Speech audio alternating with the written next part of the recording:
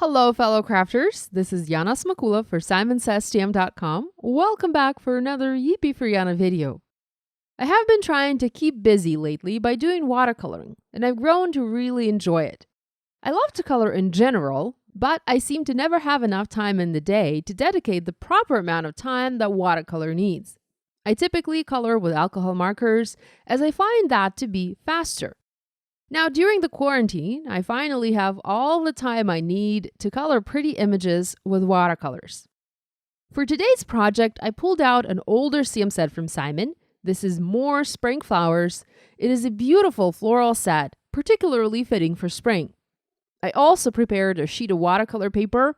This is my favorite paper of all times, Arches cold-pressed watercolor paper.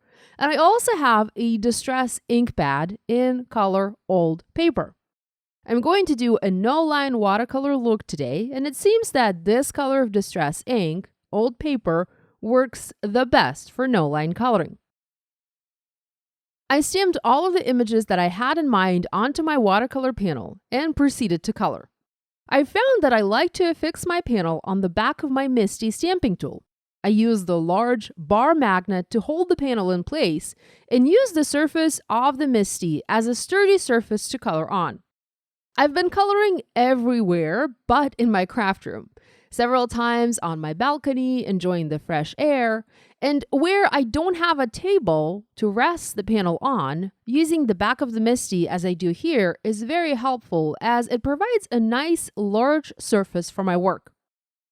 I also have my watercolor palette to the right. I'm left-handed and I like to keep the coloring mediums to the right of my project.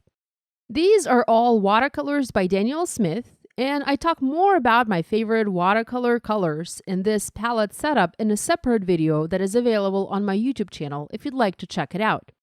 I also have this little blending surface from Marvi Uchida. This is something that I picked up during a trade show I visited in Frankfurt, Germany back in January 2020. And I have been using this handy little tool as a blending surface. You can also use the inside of your watercolor palette similarly, or you can laminate a piece of chipboard and that will work just as well. For my coloring today, I'm using a medium water brush. This is a water brush from Tonic Studios. It holds a nice amount of water, and I find I don't even need a separate water container on my desk when I have this water brush. I also have two actual water brushes, or paintbrushes I should say. These are silver black velvet brushes in size 2 and size 4. I will be coloring using the smallest size 2 brush as the lines and details are so fine on this image. And then I'll use the size 4 brush mostly as a thirsty brush to soak up any excess water or pigment during my coloring. Another thing I will be using is a paper napkin, again, to soak up excess water from the brush or my paper. Now, watercoloring is not quick. You need to have the time to fully enjoy the process, and you also need to have the time to have good results. Rushing watercolor will only result in a big mess. I'm far from being a watercolor pro, but that doesn't stop me from trying and practicing and enjoying this amazing coloring medium. When it comes to coloring flowers, you need to color one petal at a time. You cannot color the whole flower at once, as the ink will just bleed and make a big mess. So prepare yourself and get ready to color each one of those petals you see on the flower by itself. As you color, you also need to move from petal to petal that does not touch each other. As if they touch, again, the ink might and will most likely bleed and all your watercolor efforts will be in vain. I like to begin by using my water brush to wet the petal. Next, I come in with a paintbrush holding a small amount of pigment, and I work my brush to distribute the pigment on the petal. I come back and bring more pigment to the areas I want to be darker.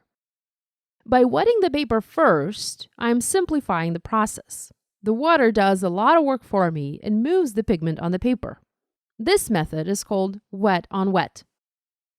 Here I'm using just one color to color this flower. This is quinacridone gold. Because I'm working with water and diluting the pigment, It might look as if I'm using several shades of yellow to color the flower, when in fact, this is all just one color, quinacridone gold. As I color the individual petals, you can see that I pick the petals that do not touch. This way, the water and the pigment have time to dry and set on the paper. It is not going to bleed into a petal next to it when I come back. When you watercolor something, you need to work in layers. Doing just one layer is ever hardly enough. And once you finish applying the first initial layer of color onto the paper, you will need to let it dry, and then you need to come back with additional color to deepen the shadows and define the image even further. And that I again do using the same quinacridone gold color. Watercolor is very forgiving, and it is very easy to fix if you've made a mistake. I like to make myself a delicious cup of coffee or tea, play some music in the background, and spend hours and hours coloring away these days. If I can, I go outside and enjoy the fresh air while I'm coloring. Now, overall, this piece took me about 3 hours to color. I'm not going to include all of that footage in this video, as that will make it far too long, but I am including the most important parts. Here, I moved on to coloring the leaves. This time, instead of adding clean water to the image to wet it, I'm actually applying a little bit of color with the water. This will speed up the coloring process a little bit. Once the first layer is applied, and while the image is still wet, I come in with my detail paintbrush and add more pigment to the base of the leaves and the stem to create shadows. I keep working on this image, keep adding more pigment in very small quantities until I'm happy with the result. I'm speeding up most of my coloring in this video, and it is sped up quite a lot, but I do take my time and I color this very slowly and patiently to have the results that I want. With all of the coloring done, I used coordinating dies and cut these images out in my deep sea die cutting machine. It is sitting off camera. My plan for this card was to decorate a foiled frame with watercolor imagery. I have already foiled several panels in various colors of foil. Now do watch my previous episode, Yippee For Yana video, for tips on hot foiling. I'm not going to show the foiling process in this video. I used a new Glimmer hot foil plate by Spellbinders. This is geometric floral, and I just foiled it in several colors in the centers of my panel. I used various colors of cardstock for foiling, and I also used various colors of foil. This is how I typically like to foil, actually.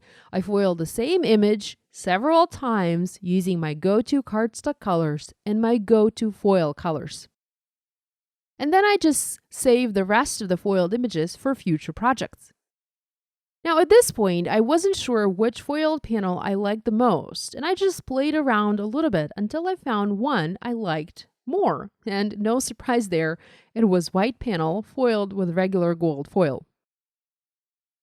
Before I adhered everything in place, I decided to add some definition to my colored images using colored pencils.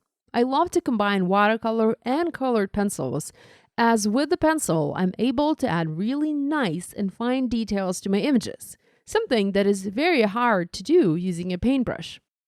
I used my polychromos pencils to add details to the crocuses. The crocuses were colored using Imperial Gold Daniel Smith watercolor, and I used mauve pencil number 249 polychromos from Faber-Castell. I also used a white pen to clean up any of the edges where the watercolor bled a little bit. And again, this part is sped up quite a bit. I wasn't rushing at all when I was coloring, and I was just really meticulous, and I was really taking the time when coloring this image. Next, I've figured out the image placement I like the most in my panel. You can see that I've trimmed the foiled panel to 3 3/4 by 5 inches, and I've arranged the images on top. I took a photo with my phone so that I was able to recreate the arrangement easily, and then I used Simon's tacky glue to adhere all of the pieces in place.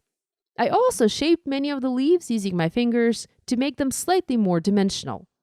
I used foam adhesive squares to foam mount the main flower over the cluster. To create a sentiment for this card, I first foiled one that reads, "From me to you." I used gold foil and white cardstock again. and this was foiled using a More Sentiments Glimmer Hot Foil plate from Spellbinders. And I also added that onto a sub-sentiment that reads, I love how happy I am when I'm with you. The sub-sentiment comes from Simon's sentiment strip. I've come to really enjoy them lately. I used foam adhesive squares and foam mounted both sentiments onto the card just below my floral cluster. I foam mounted my panel onto an A2 craft card base and used several sequins from my stash to embellish it. I used Stay Gold sequins from Simon, several gold jewels, metallic gold jewels from Pretty Pink Posh, and several of the largest sequins from the Star Spangled sequin set from Simon Says Stamp to dress this card up. Here's a look at the finished card. You can see how beautifully that foiling shines in the background and complements the watercolor flowers. I hope you will give this idea a try. If you make a card inspired by this video, we'd love it if you shared your project online and tagged us on social media. We always enjoy seeing what you make. Be sure to give this video a thumbs up and to subscribe to this channel if you haven't yet done so. Thanks so much for joining me today. I'll see you next time. Bye!